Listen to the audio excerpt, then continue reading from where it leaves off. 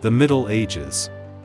1,000 years that transformed Europe from the ashes of Rome to the glory of the Renaissance.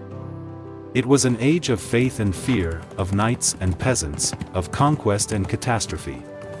Some call it the Dark Ages, but it was also an age of creativity, resilience, and rebirth. This is the story of how Europe fell, rose, and remade itself. In the year 476, the last Western Roman emperor was deposed. The empire that had ruled Europe for centuries, its roads, aqueducts, and laws, collapsed into chaos. Barbarian tribes swept into Roman lands: Goths, Vandals, Lombards, and Franks. They brought new customs, languages, and loyalties. Yet amidst this storm, one force survived: Christianity. Once persecuted, it became the heart of the new Europe. Bishops, monks, and missionaries carried faith to every corner of the continent. The Roman world was gone, but its spirit lived on in stone, scripture, and memory. The new rulers were not Romans. They were Germanic warlords, strong in battle, but eager to adopt Rome's legacy. The Visigoths ruled Spain. The Ostrogoths held Italy. The Vandals took North Africa.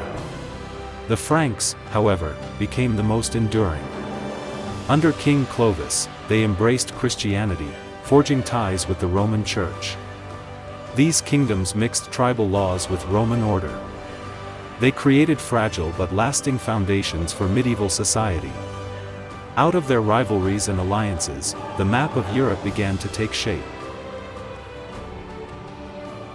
Though Rome had fallen in the west, in the east it still endured. The Byzantine Empire preserved imperial traditions, defended Christianity, and maintained wealth and power in Constantinople, the city of emperors. Meanwhile in the west, the Pope claimed spiritual authority. Though without armies, the Church became the guardian of Rome's heritage, guiding kings and peoples alike. Thus, two heirs of Rome survived, one imperial, one spiritual. Between them, Europe would be reshaped. In the 8th century, a new power rose in the west, the Franks, led by Charlemagne. Through relentless campaigns, he built an empire that stretched across France, Germany, Italy, and beyond. On Christmas Day in the year 800, the Pope crowned him Emperor of the Romans. The dream of a united Christendom seemed reborn. Charlemagne was more than a conqueror. He fostered learning, encouraged monasteries to copy ancient texts, and spread Christianity to pagan lands. His court became a center of scholarship, later called the Carolingian Renaissance. For a moment, it seemed Europe was whole again. But empires rarely last. After Charlemagne's death, his sons divided the empire. Rivalries weakened the realm. Then came new waves of invaders. Vikings raided coasts and rivers, burning towns, and striking fear from England to the Mediterranean. Magyars thundered across the plains of Central Europe. Saracens attacked from the south. Unity crumbled into fragments. Out of chaos, local powers grew strong.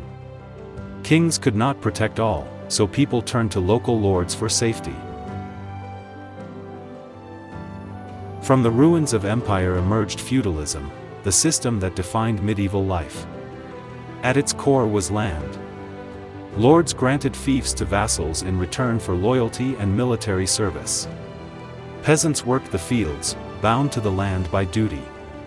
Knights defended their lords, bound by honor and oath. This web of obligations created stability in a dangerous age. Castles rose as centers of power. Fields yielded harvests that fed villages. Though life was hard, this order endured for centuries.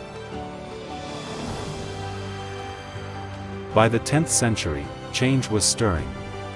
Agriculture improved with heavy plows, new harnesses, and crop rotation.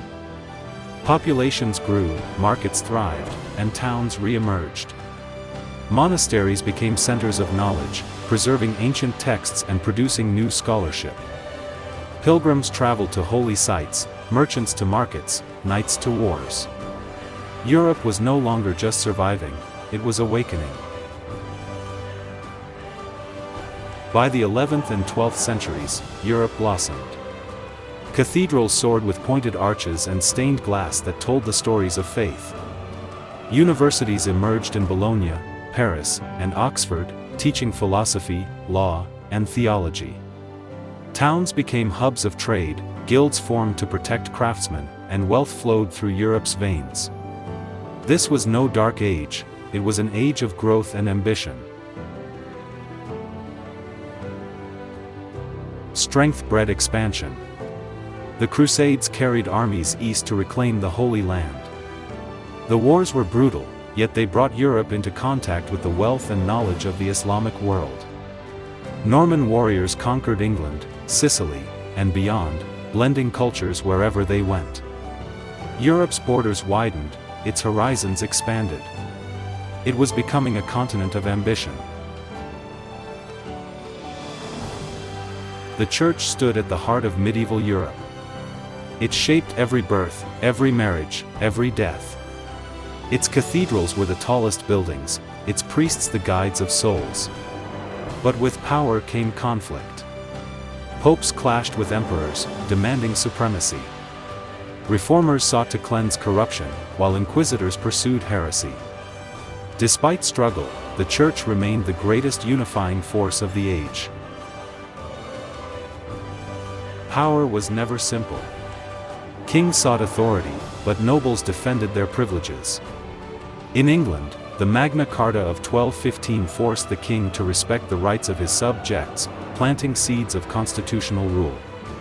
In France, monarchs slowly centralized power, laying the groundwork for a strong kingdom. Feudalism bent beneath the weight of change. A new Europe was emerging, one where kings began to rule more firmly than lords. Then, disaster beyond imagination. Between 1347 and 1351, the Black Death swept across Europe. Carried by fleas on rats, it spread like wildfire. 1 in 3 Europeans perished. Cities emptied. Faith was shaken. Families were torn apart. But in the ashes of death, society changed. Labor became valuable. Peasants demanded rights. Old systems weakened, and new opportunities arose. The world would never be the same. War defined the late Middle Ages. The 100 Years' War between England and France brought devastation, but also transformation. The longbow humbled knights. Cannons shattered castles. The age of armored cavalry was ending. At the same time, parliaments and representative assemblies emerged, as rulers sought money and loyalty from their people.